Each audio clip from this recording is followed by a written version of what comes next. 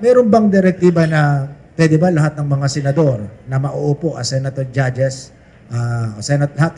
senator judges sa 20th Congress wag muna magsalita tungkol sa kasong ito?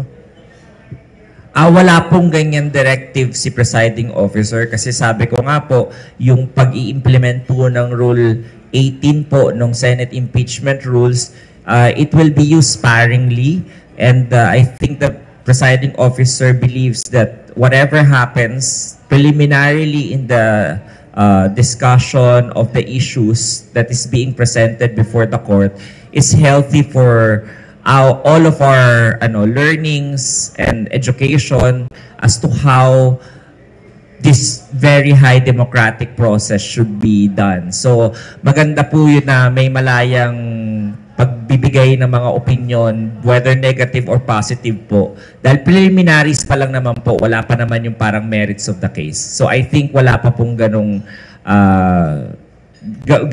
gagawing gag order yung ating presiding officer. Hindi ba nababahala po yung liderato, especially the presiding officer, that to some extent, nai-expose nito yung kredibilidad ng tribunal? That's always the danger po. Pero kung i-weigh nyo po yun doon sa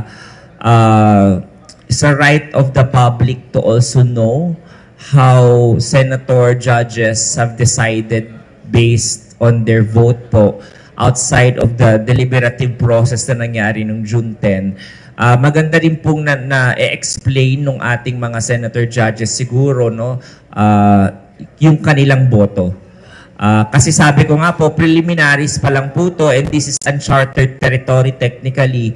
Wala pa po sa history ng bansa natin na nagkaroon po ng gantong mga issues.